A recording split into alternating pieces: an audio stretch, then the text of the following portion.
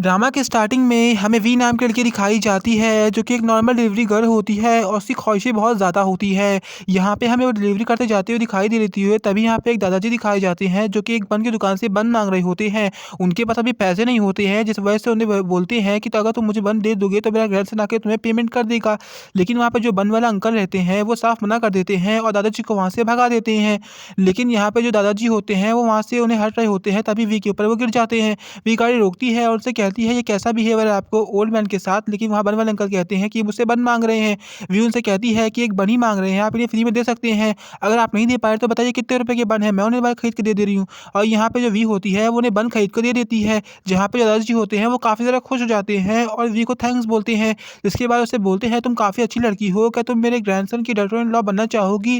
जहाँ वी उससे शर्माने लगती है और उन्हें कहती है कि नहीं दादाजी, अभी आप बन खाइए और मेरा इसमें कोई भी मूड नहीं है। दरअसल उसे वी को काफ़ी ज़्यादा पैसे कमाने हैं और अपने दम पे बहुत कुछ करना है, जिस वजह से अभी शादी का उसका कोई भी मन नहीं है। तभी यहाँ पे डिलीवरी बॉय की तरफ से उसका कॉल आने लगता है और उसे तुरंत जाना पड़ता है। वो अपना नंबर दे देती है और उनसे कहती है कि दादाजी अगर कभी कोई ज़रूरत पड़ेगी तो मुझे याद कर लीजिएगा। जिसके बाद हमें दादाजी को दिखाया जाता है जो कि बैठ के बन खा रहे होते हैं और वी का नंबर देख रहे होते हैं। यहाँ पे कुछ बहुत बड़ी गाड़ियाँ आती हैं जो कि काफ़ी ज़्यादा अमीर लड़के की दिखाई दे रही होती है और ये हमारा मेन लीड होता है जिसका नाम हाइन होता है, जो कि अपने दादाजी को पिक करने आया हुआ होता है। जहाँ पे अपने दादाजी से बोलता है कि दादाजी आप एयरपोर्ट छोड़ के क्यों चले आए? मेरे गार्ड्स आपको लेने आ रहे होते हैं। लेकिन दादाजी उसे डाँटने लगते हैं कि तुम्हारी वज़ह से मेरी गर्लफ्रेंड इन लॉ वहाँ से छूट गई। जहाँ पे वी हैरान हो जाता है और उससे कहता है कि अभी तक तो मेरी शादी भी नहीं हुई है, भला आपकी गर्लफ्रेंड इन लॉ कैसे कोई बन गई? जहाँ पे उसे दादाजी कहते हैं कि तुम्हें नहीं पता है, काफ़ी अच्छी लड़की होती है जो कि मुझे पसंद थी, तुम्हारी वजह से वो तुमसे छूट गई। जहाँ पे जो वी होता है वो उनसे कहता है कि कोई बात नहीं, अभी आप घर चलिए, हम उसको बाद में ढूँढ लेंगे। लेकिन यहाँ पे दादाजी से कहते हैं कि तुम्हें ब्लाइंड डेट पर लेके जाऊँगा क्योंकि मेरे पास उसका नंबर है। इस वजह से तुम लोग आपस में मिलके बात कर लेना। मुझे ऐसा लगता है कि तुम्हारे लिए काफ़ी अच्छी लड़की होगी। यहाँ पे भी उन्हें मनाने की कोशिश करता है लेकिन दादाजी काफ़ी ज़बरदस्ती करते हैं और वी को उठा लेते तभी यहाँ हैं। पे दादाजी होते हैं वो हाइन को पकड़ लेते हैं और एक होटल में ले आते हैं। वो उसके बैठा के उसकी ब्लाइंडेड कराने के लिए तैयार करते हैं। तभी वो वी को कॉल लगाते हैं और उससे बोलते हैं कि बेटा मेरे दिल में काफ़ी ज़्यादा दर्द हो रहा है और मेरी आँखों के पास धुंधलापन छा रहा है। क्या तुम मेरी मदद करने के लिए फ़ौरन यहाँ पे पहुँच सकती हो? इसके बाद वो फ़ोन काट देते हैं और अपनी लोकेशन उसे सेंड कर देते हैं। तभी यहाँ पे हाइन उनके ऊपर हँसने लगता है। वो उनसे बोलता है कि दादाजी वो लड़की कभी आपके पास नहीं आएगी क्योंकि वो आपको एक पुअर अंकल समझ रही होती है जिसके पास बन खरीदने के भी पैसे नहीं होते हैं। तो भला वो आपकी बातों को क्यों मानेगी? वो आपकी बातों को सीरियसली नहीं लेगी। चलिए हम लोग यहाँ पे चलते हैं क्योंकि ज़्यादा देर हम लोग आप बैठेंगे तो आपको दिक्कत हो जाएगी। लेकिन जो दादाजी होते हैं वो मानने को तैयार नहीं होते हैं। उसे कहते हैं कि वी काफ़ी ज़्यादा अच्छी लड़की है। लेकिन तभी वहाँ पे रेस्टोरेंट में देखते हैं कि वी दौड़ते-दौड़ते उनके पास पहुँच जाती है।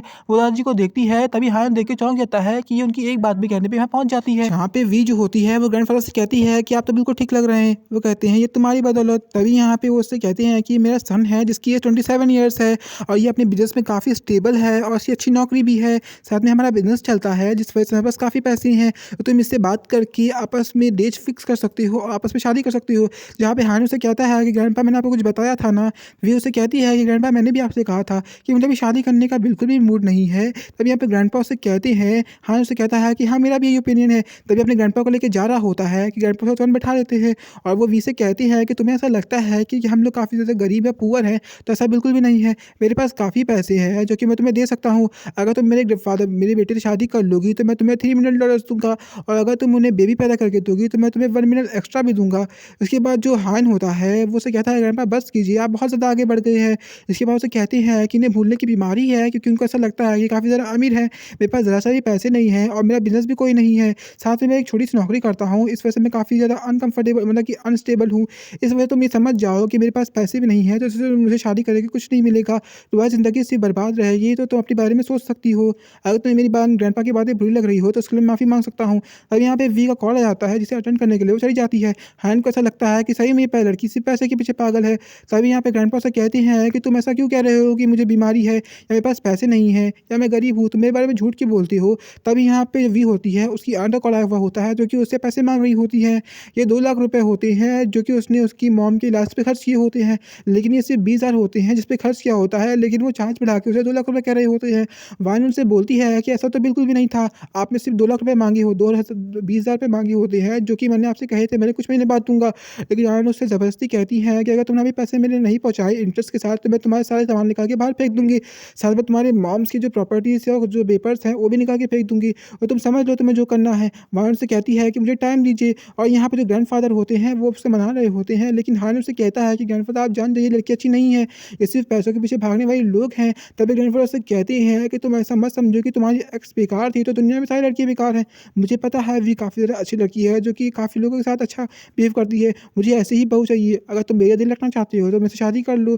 तब यहाँ पे जो वियान होती है वो उसके पास जाती है और हान उससे कहता है कि देखो मैंने अपनी असलियत बता दी है तो तुम अपनी बातों को रख सकती हो। तुम जान रही हो मेरे पास पैसे, घर और कुछ भी नहीं है, तो तुम ये बात समझ सकती हो और अगर तुम्हें चाहिए तो तुम मुझे छोड़ भी सकती हो या कहीं और यहाँ से जा सकती हो, मुझे बुरा नहीं लगेगा। तो वी उससे कहती है कि नहीं मुझे तुमसे शादी करनी है। यहाँ पे ग्रैंडपा काफ़ी ज़्यादा खुश हो जाते हैं और यहाँ पे हान एकदम से चौंक जाता है। यहाँ पे जो वाइन होती है उससे कहती है मेरी एक शर्त है। ग्रैंडपा से कहते हैं तुम्हारी शर्त सारी मुझे मंज़ूर है, तो अभी बताओ। वाइन से कहती है कि मुझे सिर्फ़ 20,000 रुपए चाहिए।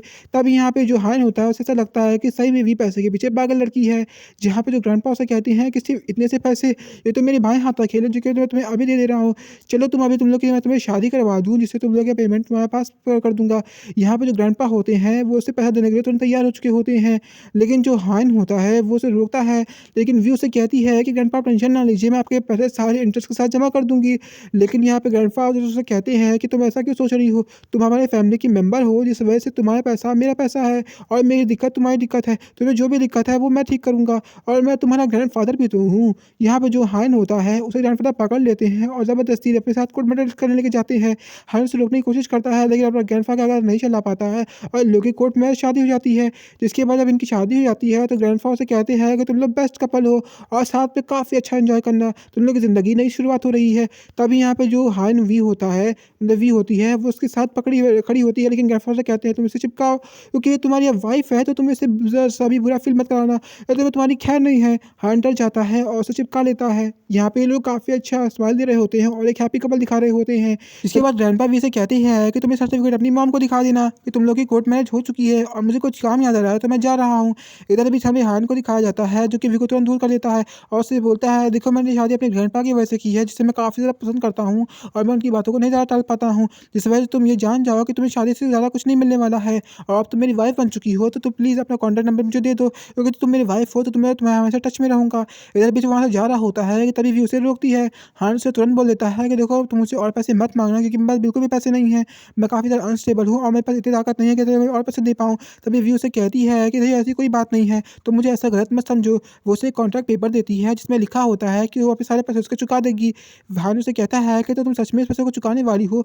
मुझे नहीं लगता कि तुम मेरे पैसे चुका पाओगे, तुम सिर्फ़ बातें कर रही हो। वी उसे कहती है कि तुम ऐसा मत कहो, मैं पार्ट डिलीवरी जॉब करती हूँ और मेरी जॉब भी लगने वाली है। अगर मेरी जॉब लग जाएगी तो मैं तुम्हें सारे पैसे चुन-चुन के वापस कर दूँगा। हान उससे कहता है कि ये सिर्फ़ बातें हैं जो कि कागज़ पे अच्छी लगती हैं। मुझे ऐसा नहीं लगता कि तुम मेरे पैसे लौटा पाओगी।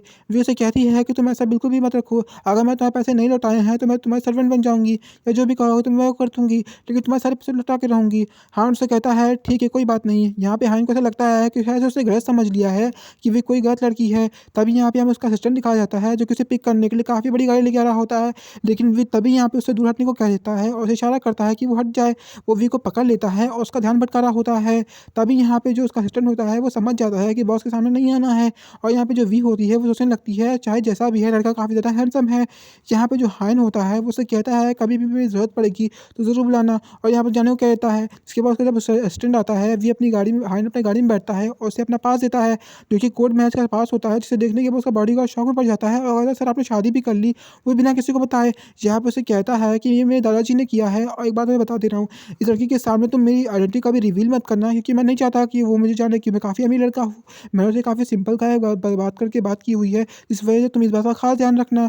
इधर बीच हमें हान को दिखाया जाता है जो कि एक काफ़ी छोटी सी कंपनी में इंटरव्यू देने आई हुई होती है। यहाँ पे जो इंटरव्यू वाले लोग होते हैं वो वहाँ पे काफ़ी ज़्यादा होते हैं। हान सोच में पड़ जाती है कि इतने सारे लोग छोटी सी कंपनी में क्यों आए हैं।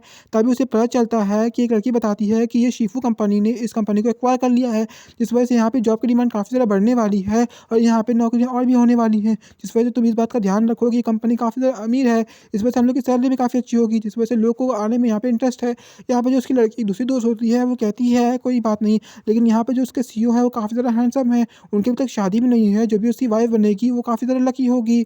यहाँ पे जो वी होती है उससे वो लोग कहती हैं कि तुम्हारी शादी हो चुकी है। यहाँ पे वी उससे कहती है हाँ मेरी शादी तो हो चुकी है, मुझे इन सब चीज़ों में कोई इंटरेस्ट नहीं है। तभी यहाँ पे जो कॉम्पिटिशन वाली लड़कियाँ होती हैं वो उसे कहती है चलो अच्छी बात है, यहाँ पे कॉम्पिटिशन काफ़ी ज़्यादा कम होगा क्योंकि वी तो शादी हो चुकी है। यहाँ पे जो वी होती है वो उसे कहती है कि मुझे तो कुछ नहीं करना है, मुझे तो सिर्फ उस लड़के का पैसा चुकाना है जिसने मुझे अपनी टैब पे पैसा दे दिया है। यहाँ पे वो इंटरव्यू देने जाती है, तभी यहाँ पे हमें हान को दिखाया जाता है जो कि आपस में क्रॉस हो जाते हैं और ये लोग आपस में में देख भी नहीं पाते हैं।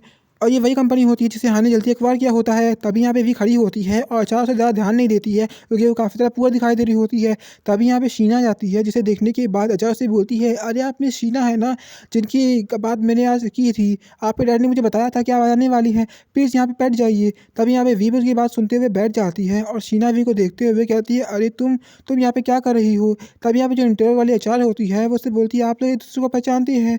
जिसके बाद शीना उनसे बोलती है कि हाँ, मैं इस लड़की को पहचानती हूँ, ये मेरे कॉलेज में पढ़ा करती थी। ये काफ़ी ज़्यादा गरीब है, जो कि काफ़ी ज़्यादा काम किया करती थी और काफ़ी ज़्यादा काम करने के बाद से अपनी फ़ीस जमा की है। मैं सिर्फ इतना ही जानती हूँ। जिसके बाद जो दूसरी एचआर होती है वो उससे कहती है, ठीक है, आप लोग अपनी क्वालिफ़िकेशन बताइए कि आपके पास पास्ट में क्या एक्सपीरियंस रहा है। इसके बाद वी उससे कहती है कि मेरे पास पहले फूड डिलीवरी का एक्सपीरियंस था, मतलब वो फूड डिलीवरी गर्ल थी। जहाँ पे एचआर उससे कहती है, फूड डिलीवरी गर्ल जो कि हमारी इतनी बड़ी कंपनी में जॉब करने के लिए आई है। वी उससे कहती है, ये कैसी बात हुई, मेरी फाइनल कंडीशन इतनी अच्छी नहीं थी जिस वजह से मैंने ऐसा काम किया है और आप मुझे इस बेस पे सेलेक्ट नहीं कर सकती है।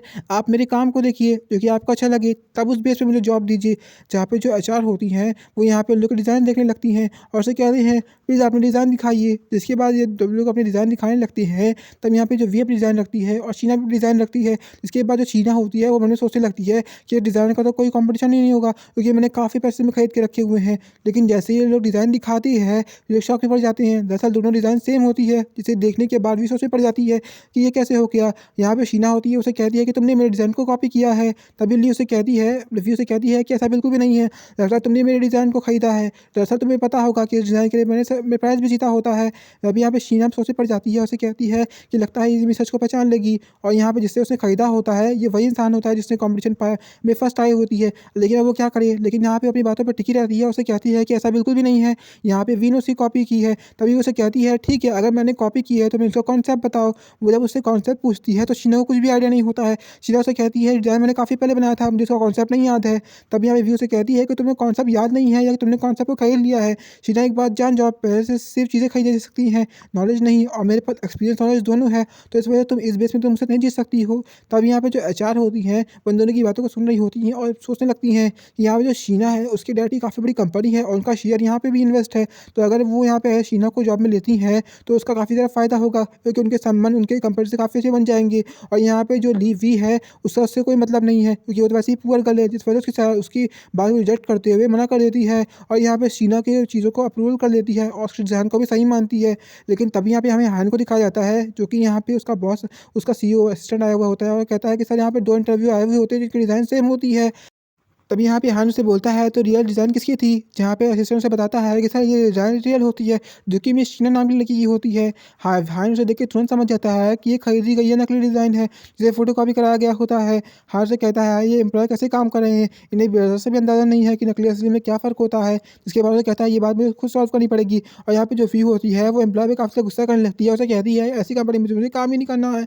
लेकिन तभी यहाँ पे वी पहुँच जाता है, मतलब हान पहुँच जाता है, जिसे देखने के बाद वी उसे कहती है, तुम यहाँ पे क्या कर रहे हो? हान काफ़ी ज़्यादा शॉक में पड़ जाता है। तभी यहाँ पे उसके असिस्टेंट कहती हैं कि ये मिस्टर हाइन है जो कि इस कंपनी के नए सीईओ हैं। तभी वी उसे कहती है कि तुम मिस्टर हाइन हो, मतलब कि मिस्टर लूफोन के बेटे हो।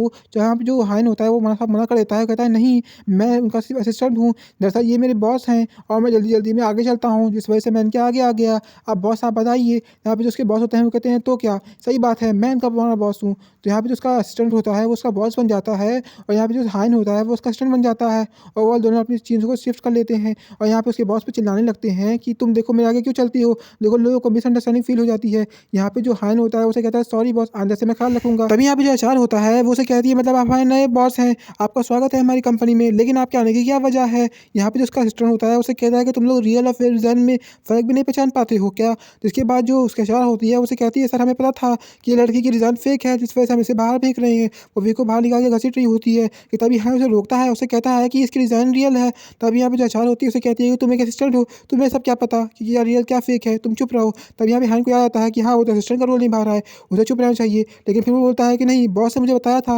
वो उसे कहता है कि यहाँ पे एक रियल और एक फेक है और तुम लोग को इतना बता दूँ कि बॉस उसे कह रहे हैं कि जो दूसरी लड़की की आर्ट है वो अच्छी है और वही रियल है, इस वजह से तुम उसकी आर्ट को एक्सेप्ट करो और दूसरी लड़की की आर्ट को फेल करो। क्योंकि यहाँ पे बॉस काफ़ी ज़्यादा गुस्से में है और वो उसे कह रहे थे कि यहाँ पे अगर ऐसा नहीं किया तो तुम लोग को कंपनी से निकाल देंगे। यहाँ पे जो एचआर होती है, जी बॉस, हाँ सही बोल रहे हैं, आप ही सही बोल रहे हैं। वो उनकी चमचागिरी करने लगती है। और यहाँ पे जो हाइन होता है वो वी की बदौलत को नौकरी पे रख लेता है। और यहाँ पे जो उसका असिस्टेंट होता है उसे कहता है कि जो भी मेरा एचआर कह रहा है उस बात को तुम लोग मानो, ये तुम लोग का रूल है, नहीं तो तुम लोग को कंपनी से मैं निकाल दूंगा, क्योंकि ऐसे काम करने वाले लोग मुझे बिल्कुल भी नहीं चाहिए जो कि अच्छे लोगों को रखते हुए एक बेकार लोगों को कंपनी में रख रहे हैं, जिस वजह मेरी कंपनी घाटे में जा सकती है।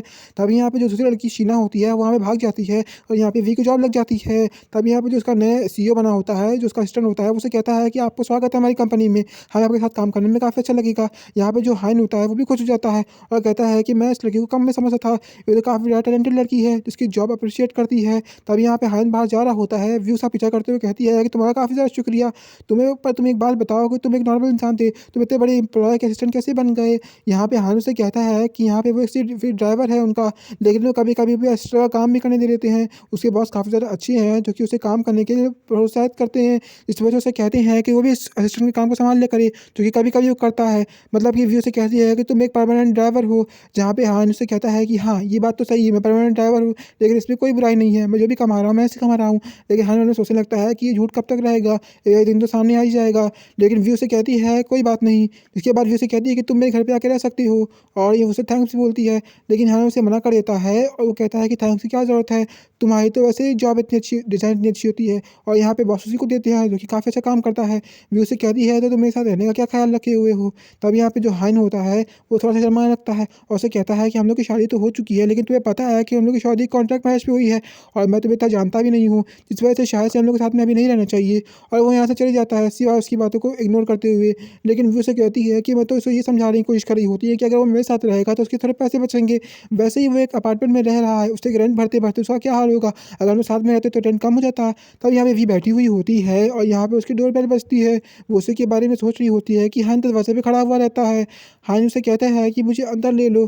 तभी यहाँ पे जो उसका पास दिखाया जाता है कि उसके दादाजी ने उसे घर पे निकाल दिया होता है। उसने उसे कहा होता है कि अगर वो वी के साथ रहेगा तो उसे एक ग्रैंडसन मिलेगा जो कि उसे चाहिए। इस वजह से वो अब वी के साथ जाके रहे और उसके साथ टाइम स्पेंड करे।